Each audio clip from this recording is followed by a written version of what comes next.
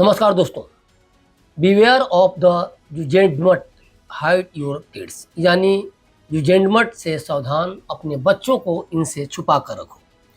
European देशों में यह कहावत मशहूर है और यह कहावत तब ज़्यादा चर्चा में आई जब जर्मनी और ऑस्ट्रिया में बच्चों के पालन पोषण को लेकर एक सख्त कानून बना।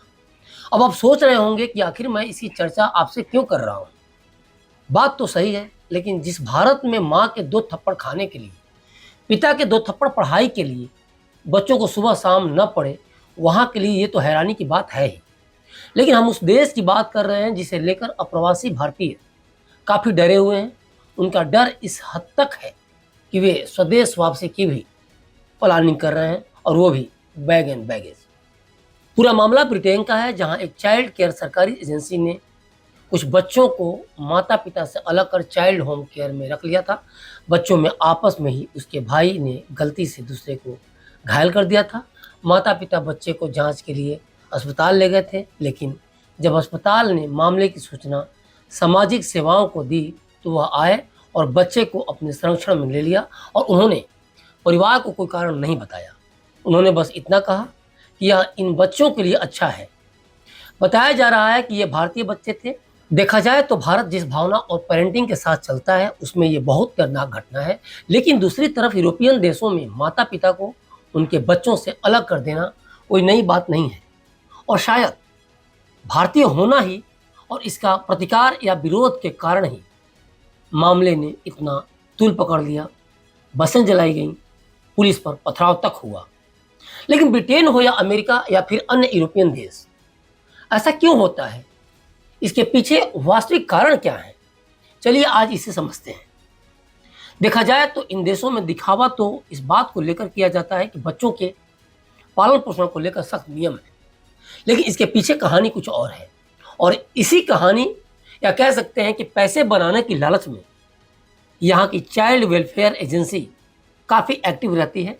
हालात इतने बुरे हैं कि बच्चे की ठीक से देखरेख हो भी रही हो और कहीं थोड़ी बहुत चोट लग जाए या बच्चा किसी भी तरह से कंप्लेन कर दे, तो ये सोचने की बजाय कि बच्चे को उतनी समझ नहीं है या फिर घरेलू या आपसी खेलकूद में थोड़ी बहुत चोट लग सकती है, वे पूरे मामले को इस तरफ मोड़ देते हैं कि घर परिवार में बच्चे की ठीक से देख रेख नहीं हो पा रही है, और इस बहाने से चाइल्ड प्रोटेक्शन की टीम उस घर में पहुंच जाती है और बच्चे को उठाकर लेकर, बल्कि छीन कर लेकर चली जाती है।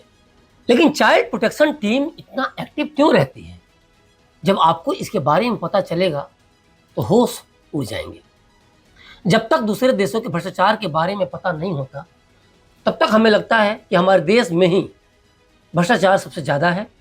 लेकिन हम जो आपको बताने जा रहे हैं उसे सुनने के बाद आपके इन देशों के प्रति इंसानियत के हत्यारों जैसी धारणा बन जाएगी। बच्चों को एक माँ या पिता की गोद से छीन लेना, सोचिए कितना दर्दनाक है।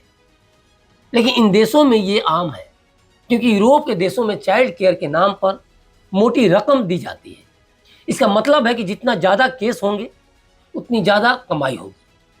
चाइल्ड प्रोटेक्शन के तहत बच्चे की सुरक्षा का हवाला देकर वेलफेयर कोर्ट उसे माँ बाप से अलग करके लोकल परिवारों को सौंप देते हैं, जिसे फोस्टर पेरेंट्स कहा जाता है।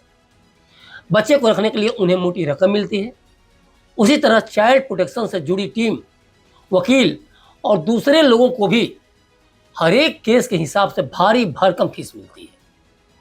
जैसा कि मैंने पहले भी बताया कि जितने ज़्यादा केस उतनी कमाई।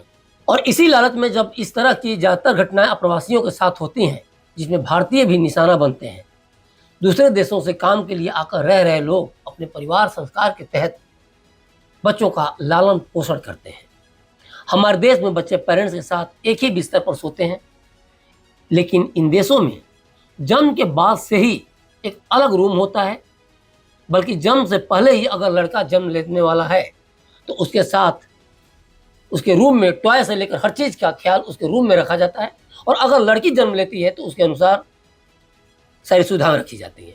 दूसरी बात कि हमारे यहाँ जब तक माँ अपने हाथों से बच्चों को नहीं खिलाती, न माँ का दिल भरता है और न बच्चों का पेट। लेकिन इन देशों में अगर आप बच्चों को अपने हाथ से खिलाते हैं या अपने साथ सुलाते हैं या फिर प्यार से 2 तमाचा दे देते हैं तो आप अपराधी हैं। पिटाई का केस बनना तय है और आप सलाखों के पीछे जा सकते हैं, बच्चा भी छीन सकता है। और ये तब है जब 1939 के बाद से ही इंग्लैंड और वेल्स में प्रजनन दर अपने सबसे निचले स्तर पर है। कुछ महीनों पहले बेबी अरीहा का मामला खूब उछला था। भारतीय मूल की इस 1.5 साल की बच्ची को जर्मनी के बाल सुरक्षा अधिकारियों ने माता पिता से अलग करके अनाथालय में डाल दिया था। 2015 में भी भारत में तमिलनाडु के एक मुस्लिम परिवार से उनके 2 बच्चों को ब्रिटेन में राज्य द्वारा जबरन उनसे छीन लिया गया था। और न तो उनके पेरेंट्स से इन बच्चों को कभी मिलने दिया गया और न ही बर्मिंघम की अदालतों ने इन बच्चों को उनके करीबी या रिश्तेदारों के पास भारत या सिंगापुर जाने की अनुमति दी। सोचिए ये कितना डराने वाला है।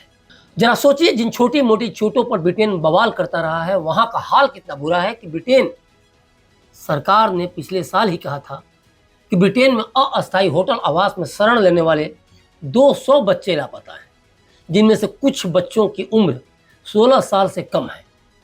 ब्रिटेन सहित अन्य देशों का ये हाल है कि सिर्फ साल 2014 में 1665 बच्चों को उनके पेरेंट्स से अलग कर दिया गया।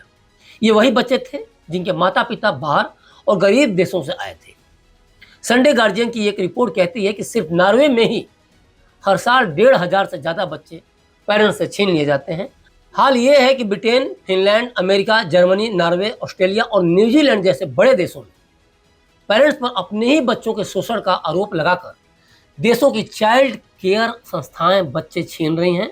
सबसे ज़्यादा चिंता की बात यह है कि जिस केयर की बात करके बच्चों को छीन लिया जाता है, उन बच्चों की बेहतरीन केयर को ये संस्थाएं अनाथालय में देखती हैं और पेरेंट्स से बच्चे छीनकर सरकारी कस्टडी में अनाथालय में रख देती हैं।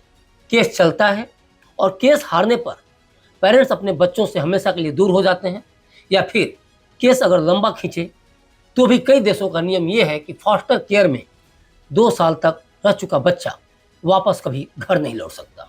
नॉर्वे जैसे देशों में तो एजेंसी को कानूनी हक है कि वो संदेह के आधार पर भी फैसला ले सकती है। जब भी उसे लगता है कि माता पिता बच्चे की अनदेखी कर रहे हैं या उसके साथ किसी तरह की हिंसा हो रही है, भले वो हिंसा ना हो, तो वो तुरंत एक्शन में आती है। किसी तरह का सवाल जवाब या सफाई नहीं मांगी जाती, बल्कि बच्चे को तपाक से उठाकर फॉस्टर केयर या किसी वेलफेयर संस्था में भेज दिया जाता है। अब ये सवाल उठता है कि आखिर संस्थाएं इस मामले में घर कैसे पहुंच जाती हैं। तो अक्सर ऐसे मामलों में पड़ोसी शामिल होते हैं।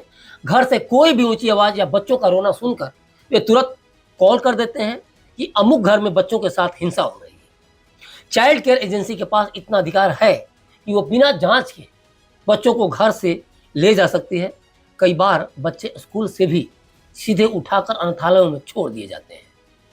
विदेशों में हो रही इस तरह की घटनाओं का एक बहुत ही गंदा और स्याह पक्ष ये भी है कि पिछले 5 सालों में 41 देशों में कम से कम 633 भारतीय छात्रों की मौत हो चुकी है।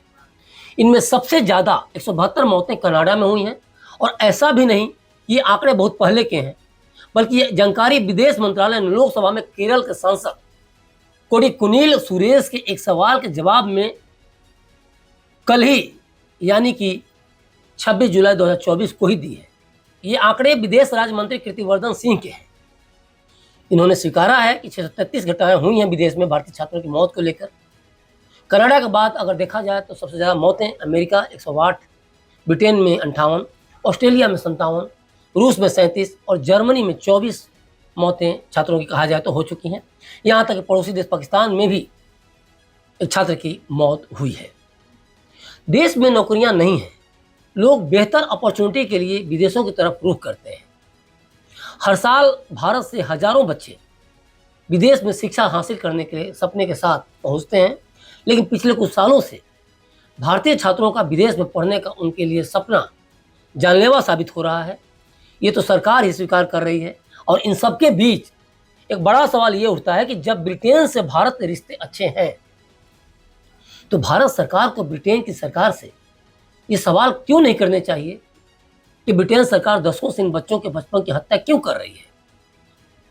आखिर इन बच्चों को उनके देश वापस क्यों नहीं भेजा जा सकता, ताकि उनकी देखभाल हो सके, उनके रिश्तेदार देखभाल कर सकें? आखिर इन बच्चों को गोद लेने या देखभाल के बहाने ब्रिटेन की एजेंसियां क्यों रखती हैं, या फिर किसी और देश की एजेंसियां क्यों रखती हैं, अनाथालय में क्यों डाल देती हैं?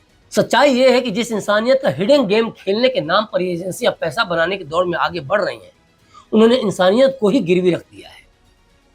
ज़रूरत है मोदी सरकार कथित तौर पर इन डेवलप कंट्रीज़ में इस बर्बर प्रवृत्ति को तुरंत रोकने की मांग करे, जहां बच्चों को उन्हीं के माता-पिता से छीन लिया जाता है और किसी भी बहाने से यहाँ-वहाँ या अनाथालय में या कहीं और रख दिया जाता है।